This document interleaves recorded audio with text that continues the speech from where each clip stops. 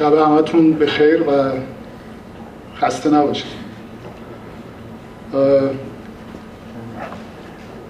یدالله خسروشاهی از نسل کارگران سوسیالیستی بود که 5 دهه برای اتحاد و تشکل و حقوق و حرمت طبقه کارگر مبارزه و تلاش کرد. وی به علت همین تلاش‌ها و مبارزات سالها از عمرش را در زندان‌ها و شکنجهگاه‌های رژیم‌های سرمایه‌داری سلطنتی و اسلامی گذراند. با مرگ یدالله خسروشاهی طبقه کارگر یکی از رهبران و فعالین دلسوز خود را از دست داد.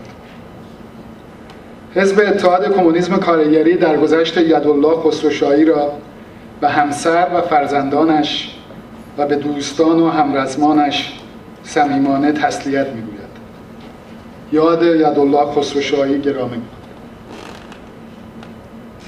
امشب همه دوستان از جنبه‌های مختلف صحبت کردن.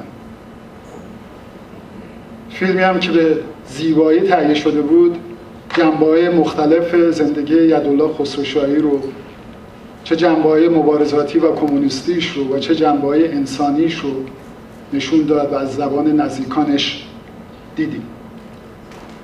پیام یدالله خسروشاهی به عنوان یه رهبر کمونیست، به عنوان یه فعال جنبش کمونیستی که 50 سال برای سازماندهی طبقه کارگر مبارزه کرد، پیام همه کسایی که به کمونیسم اعتقاد دارن، پیام همه کسایی که سوسیالیستن، پیام همه کسایی که برای محو جامعه سرمایه‌داری دارن مبارزه میکنن چیه؟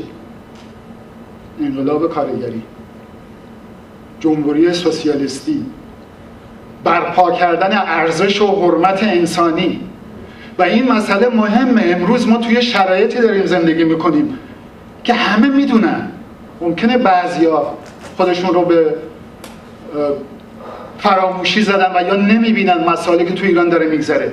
جمهوری اسلامی در حال سرنگونیه، اینو همه میدونن، تمام دنیا میدونه. جمهوری اسلامی در حال سرنگونیه. حکومت اسلامی به عنوان یک نظام و یک رژیم سیاسی استبدادی مذهبی مرتجع و ضد انسانی مورد تعرض توده وسیع مردمه. همه میدونن که جامعه ایران وارد یک تحول سیاسی بسیار مهمی شده. همه میبینن، همه نداها رو دیدن، همه ترانه موسوی ها رو دیدن، همه مردم رو تو ایران دیدن که به مقیاس وسیع و میلیونی تو خیابونن. همه میبینن که جامعه ایران آبستن یک انقلابه. ولی سوال اینجاست، از موضع یک کمونیست که برای نابودی جامعه سرمایه‌داری مبارزه میکنه چه انقلابی؟ پیام یدالله ها و همه کسایی که کمونیست هستن و کشته شدن و کسایی مثل ماها که داریم مبارزه میکنیم چیه؟ محو جامعه سرمایه‌داری. اگه میخوایم یاد یدالله رو یادش رو نگه بداریم، باید از گند جامعه سرمایه‌داری خلاص بشیم. انقلاب کارگری هیچ راه حل دیگه‌ای جلوی جامعه ایران نیست. انقلاب کارگری فقط یه پاسخ.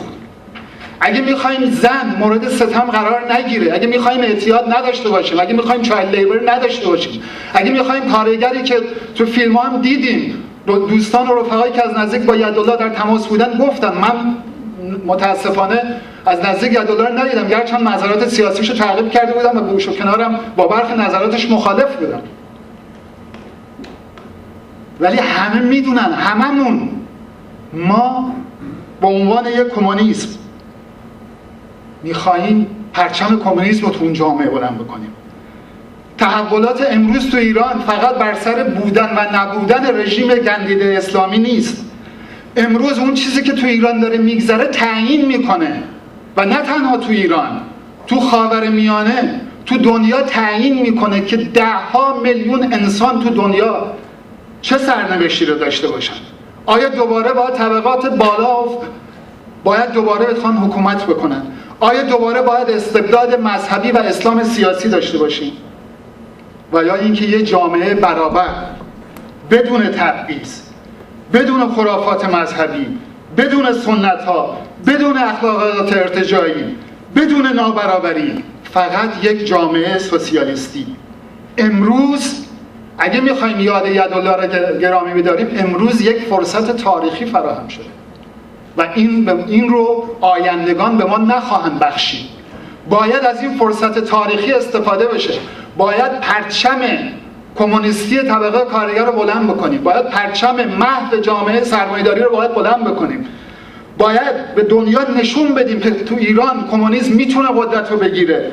میتونیم یک جامعه آزاد، برابر و مرفه و انسانی رو تو دنیا، تو ایران بنا بکنیم و اینو بذاریم جلوی چشم جهانیان. به این اعتبار همه فعالین، همه نیروهای انقلاب کارگری رو به سازمان دادن همچین جامعه‌ای باید فرا بخوریم. زنده باد انقلاب کارگری.